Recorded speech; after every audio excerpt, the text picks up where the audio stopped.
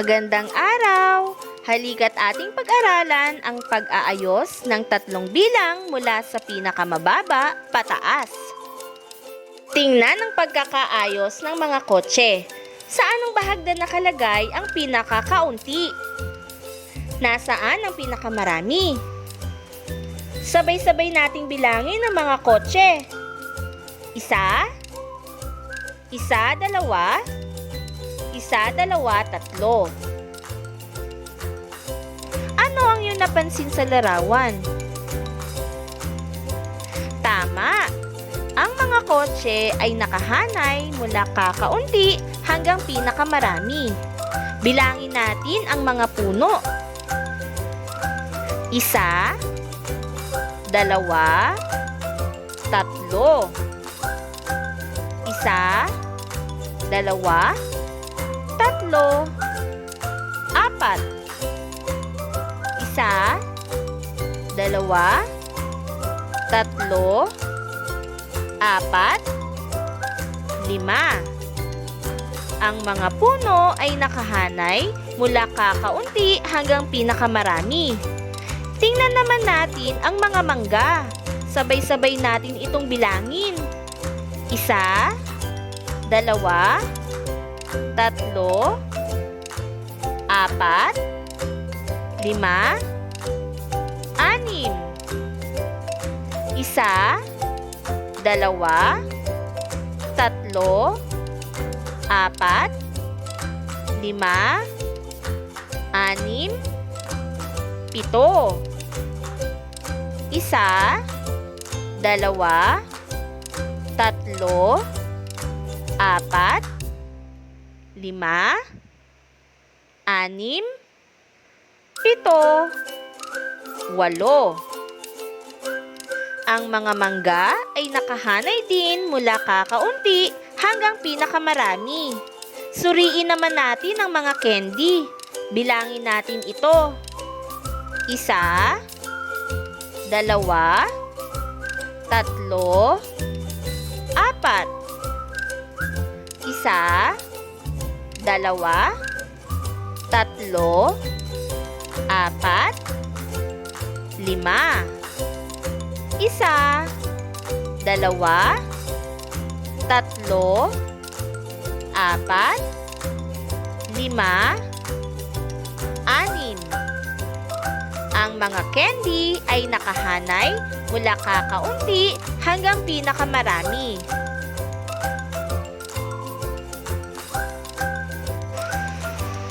Ayusin ang grupo ng mga larawan mula pinakakaunti hanggang pinakamarami. Isulat sa patlang ang tamang bilang. Tatlong gunting, dalawang sulatang papel, isang puting papel,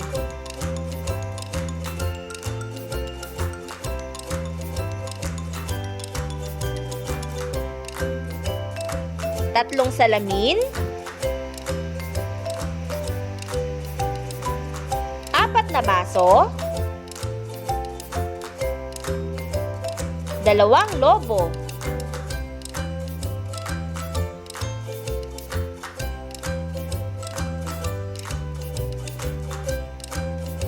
limang itlog, anim na pakwan, pitong salamin,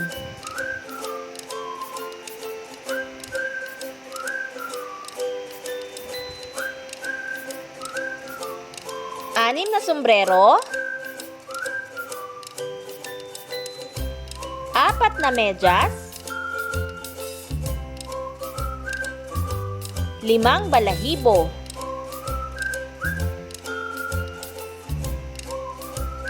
pitong pandikit, siyam na puso, walong susi,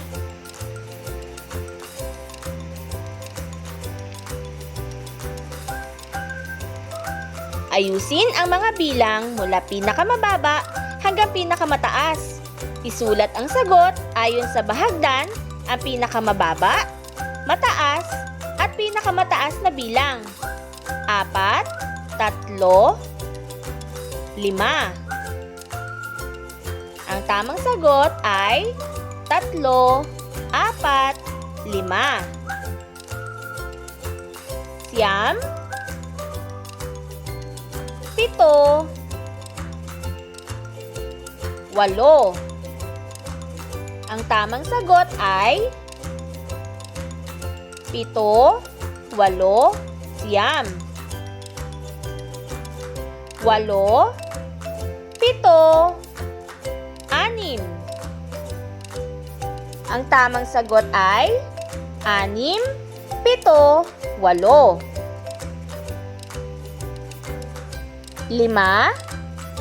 5, 7, 3. Ang tamang sagot ay 3, 5, 7. 5, 2, 8. Ang tamang sagot ay 2, 5, 8. Laging isaisip na maaaring ayusin ang mga bilang o pangkat ng mga larawan mula sa pinakakaunti hanggang pinakamarami. Paalam!